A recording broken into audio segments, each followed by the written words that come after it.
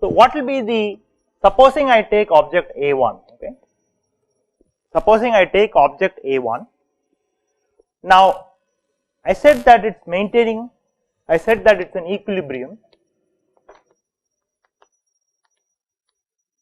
I said that the system is in equilibrium, okay, which means that the temperature of that surface has to be maintained constant, right. So the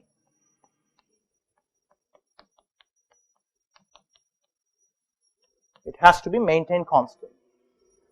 Now if it has to be maintained constant, then whatever incident radiation, right, whatever incident radiation that comes to the surface should be equal to whatever is emitted, right. Otherwise you can't maintain equilibrium, because there is going to be addition of energy to the capacity of the solid and the temperature is going to increase.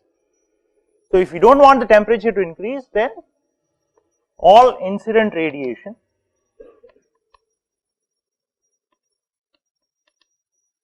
should be equal to total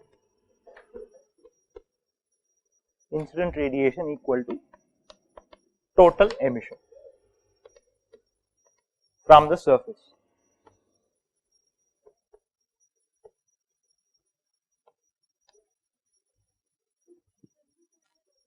Why is that?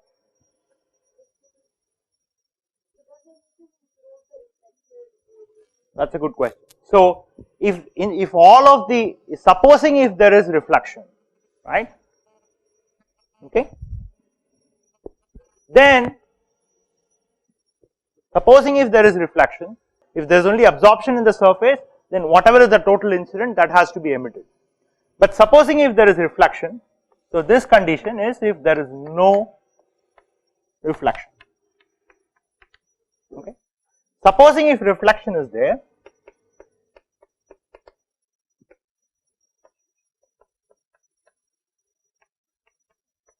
supposing if reflection is present, then the total radiation absorbed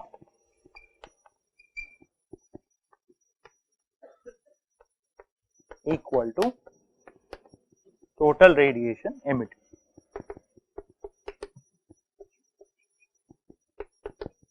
Otherwise there is going to be change in the temperature. That is not a problem, because whatever is transmitted is covered in emission, right. Whatever total amount of radiation that leaves the surface from everywhere around, it includes transmission, right. So you can't differentiate between the, so when you look at the total amount of emission that comes out of the surface, you will not be able to differentiate between them.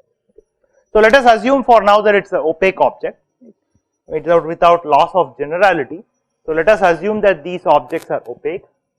So supposing we assume that these objects are opaque, okay,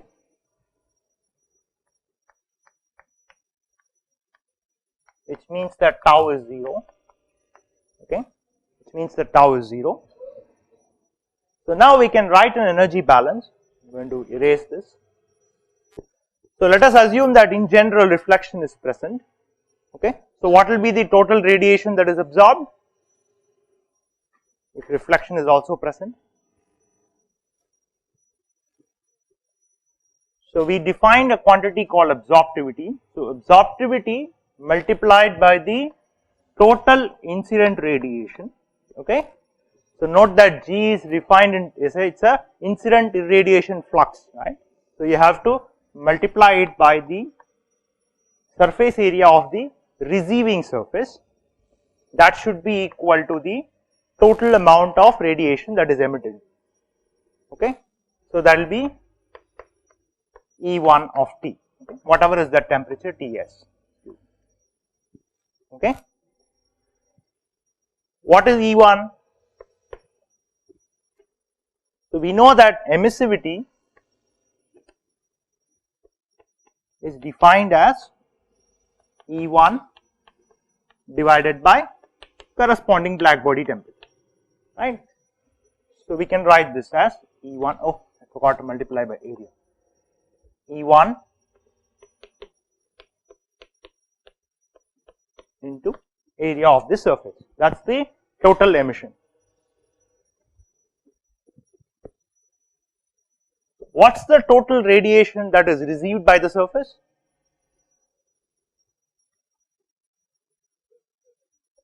Yeah, what's the total incident radiation? Already G of Ts, that we have already done for the system that we have looked at.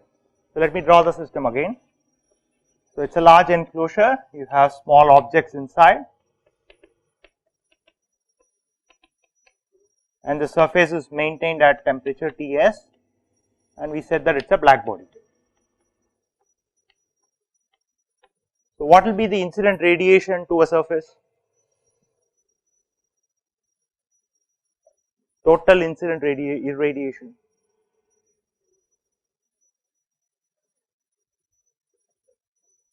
So where is the irradiation coming? Is it coming from the surface or is it coming from each of these objects? What's the primary source? So primary source is this surface of this black body surface which is emitting radiation. What about the radiation between the objects? There is radiation, but whatever radiation goes here, right, the same amount of radiation also is returned back to the surface, because these are very small objects, and therefore whatever amount of radiation, so note that it will be, right now we are looking at total quantity, this is true even for local quantities, we will come to that later. So supposing I take these two systems together, okay, supposing I take A1 and A2 together and I assume that it's a vacuum condition and both of these are maintained at same temperature, right. So they have to be maintained at equilibrium, and therefore all of these objects together, if they have to be maintained at equilibrium, then the only source of irradiation that comes to each of these objects have to be from the black body surface which is outside, which is the inside surface of the enclosure. Okay. So therefore G of Ts should actually be the black body radiation which comes from the inside of this large enclosure that we have considered. So if we substitute that, it will be alpha into A1, that's equal to epsilon 1 EB into A1. Okay, oops, should be 1 here, that's for the first object. So cancel of A1, cancel of these two. So we find that alpha 1 by epsilon 1 equal to 1. So this is a very important relationship. Note that this is for a very specific system that we have defined. Okay, we are going to see a general case in a short while, how to enhance this property and try to look at the properties of a real system. So this is only if this outer surface is a black body. So keep in mind that this relationship is valid only when there is this outer large surface which is a black body. Again, this is an idealization. Okay. Now there are some interesting things that we can actually read from this expression.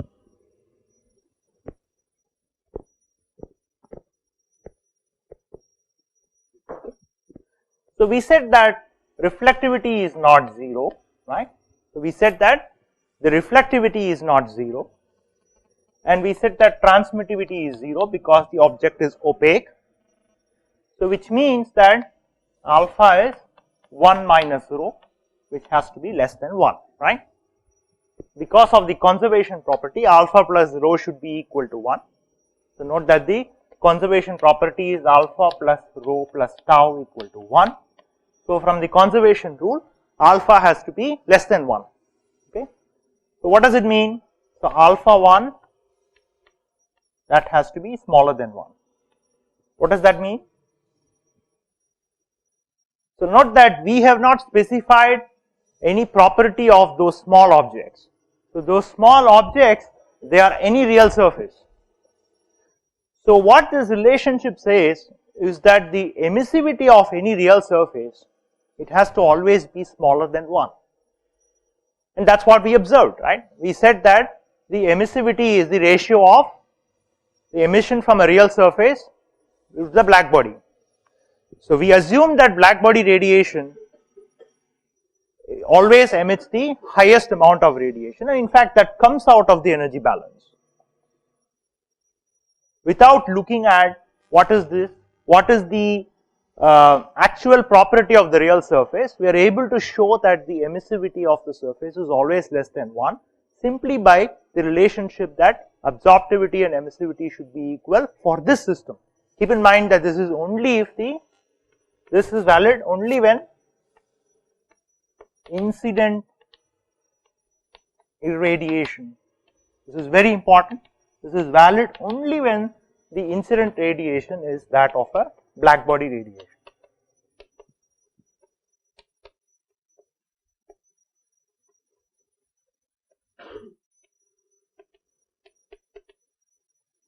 This is very important. This relationship is valid only when the incident radiation is that of a black body. We are going to extend this relationship and see what is the validity of such a relationship for other surfaces, but right now what we have shown is only for that of a black body radiation. Alright. So by definition, total absorptivity is integral 0 to infinity g lambda alpha lambda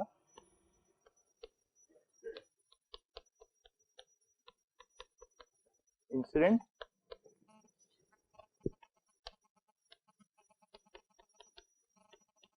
but for this case the intensity of radiation is basically that of a black body radiation, right?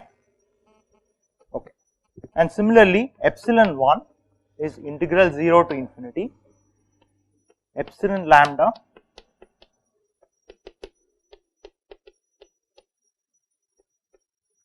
d lambda divided by integral 0 to infinity d lambda. Okay. So if these two have to be equal, so if these two quantities have to be equal, so note that we are trying to equate these two quantities. We say alpha 1 equal to epsilon 1 when g lambda equal to EB. Okay. So the incident irradiation is also that of a black body radiation. So when is that possible?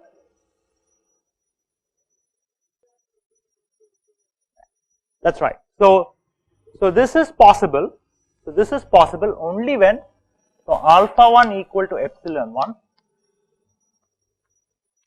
only when alpha lambda comma t equal to epsilon lambda of lambda comma t. So this means that the spectral hemispherical absorptivity and the spectral hemispherical emissivity also have to be equal to each other. So it's a very, very important relationship. Simply by looking at the definitions and a simple energy balance, very simple energy balance, we are able to show that the absorptivity, spectral hemispherical absorptivity of a real surface should be equal to its emissivity if the incident irradiation is that of a black body radiation. Is there any other way? If the incident irradiation is black body.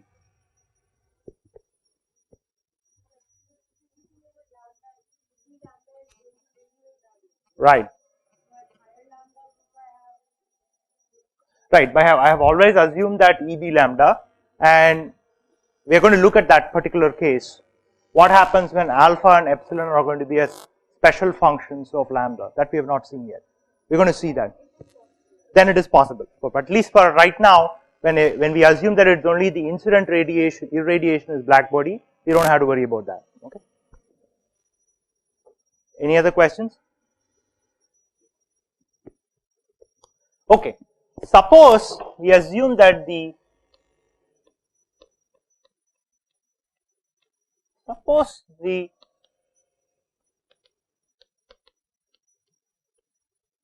enclosure is not a black body. Okay.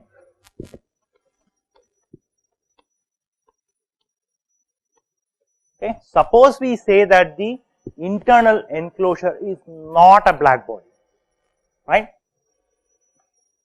So, this is very important. So, now we are going to relax the assumption of Kirchhoff's law, saying that the internal enclosure is a black body. So, now we are really looking at a real system.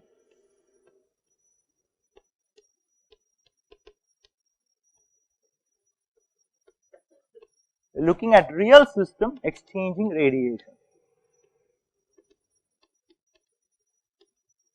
Looking at a real system exchanging radiation where the incident radiation is not that of a black body radiation. Okay. Now, can we ask a question as to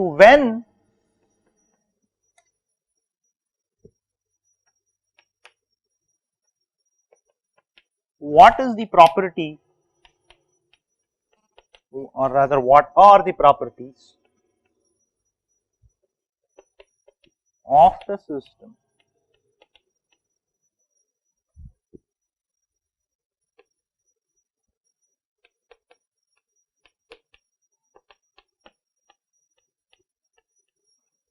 ensure epsilon 1 equal to alpha 1. Okay. So, now supposing we want to look at a real system. So, this is the first time you are actually trying to characterize a real system for radiation. So, what should be the property? What are the properties of the system in order for epsilon 1 should be equal to alpha 1? So, note that here I have assumed that the incident radiation is not a black body radiation. Okay. So, let us write the expressions again.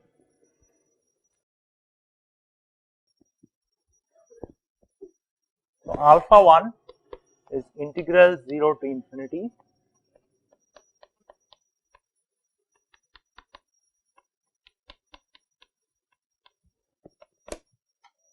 So, the question is, when is that equal to integral 0 to infinity epsilon lambda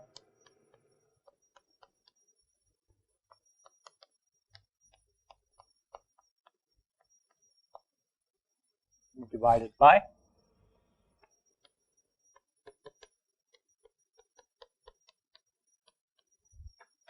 when is that equal to, when are these two quantities equal? So, this is the total emissivity, right, by definition.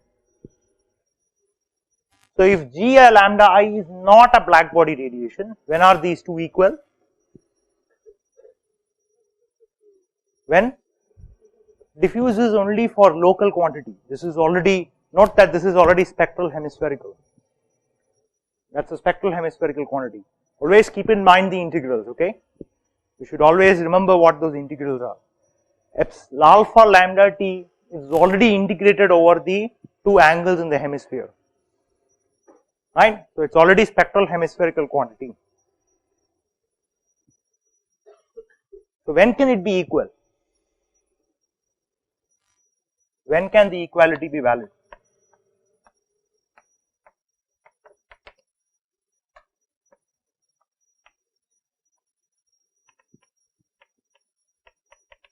So, note that G lambda I is not black body radiation. It is not a black body radiation. So, when can it be equal?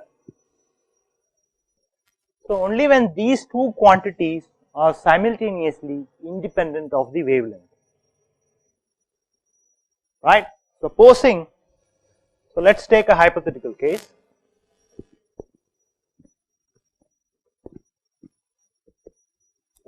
So, suppose alpha lambda is not a function of lambda, okay, and similarly if epsilon lambda t is not a function of lambda. If both these are not function of lambda, just accept for a moment that it's possible, and I'll describe to you in a minute how it is possible, okay. So, supposing you say that absorptivity and emissivity are not a function of lambda, then this integrals will essentially boil down to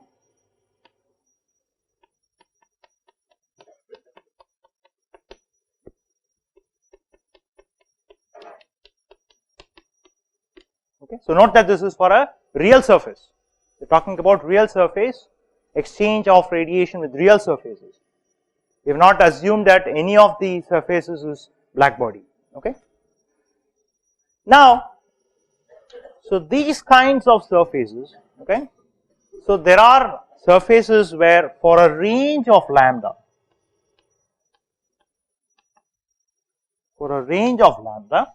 okay. So the absorptivity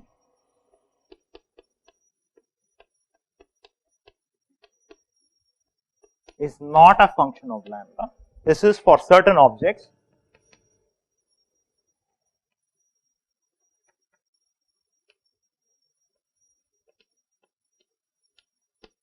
I will give you a few examples of these in a short while. For certain objects, it has been found that for some range of lambda, the absorptivity and emissivity simultaneously are not a function of the wavelength. An excellent example of this is actually snow. So you see these snow and these mountains. So they also emit and absorb radiation. So a certain wavelength, they actually absorb and emit irrespective of the wavelength at which the emission or absorption actually takes place.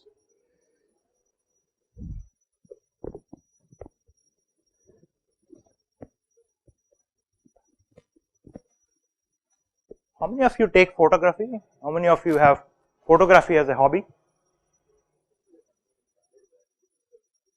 Okay. All right. So what happens is, have you taken pictures of snow? No, not tried. Okay. So what happens is, when you actually take pictures of snow, with a normal lens and normal camera, what you get is a blurred image. And the reason why you get blurred image is because whatever radiation that comes out of the surface are actually independent of the wavelength. Because note that when you are taking a picture, what you are actually capturing is at a certain frequency, right? So the light that is emitted, or the radiation that is emitted by the surface, if that's not sharp in that particular frequency, then the image that you're going to capture is going to be completely blurred. And in fact, that's exactly what happens when you capture snow. So what people do usually is you put something called an UV filter. So there is a filter which is available to capture snow. So you have to use a UV filter if you want to capture a photography of a snow object or a mountain which has snow. So that's because of this property of snow. So the snow has some interesting property. In fact, there are several other objects which has such property. So there is a range of lambda 1, lambda 2, let's say, where approximately the absorptivity and emissivity, they remain constant. Okay.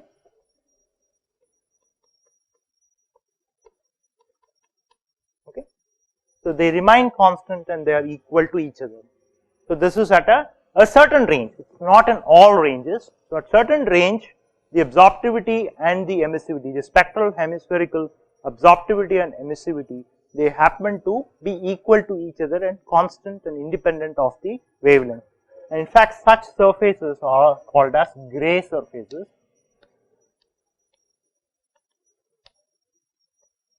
Such surfaces are called as gray surfaces.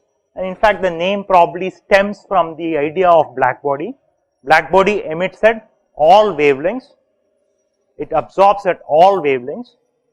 And gray surfaces, they have a special property where there is a specific wavelength at which they absorb all irradiation and emit all irradiation. Okay. So that's what, and the name gray actually stems from that idea. Okay. Alright, so what we are going to do in the next lecture is we are going to take this forward and see how to quantify other radiation properties, and really the actual quantification of radiation of real surface starts from Kirchhoff's law. So I would encourage all of you to read Kirchhoff's law and understand what it really means to say that the absorptivity of a surface and the emissivity of a surface for a wavelength is independent of the wavelength. Okay.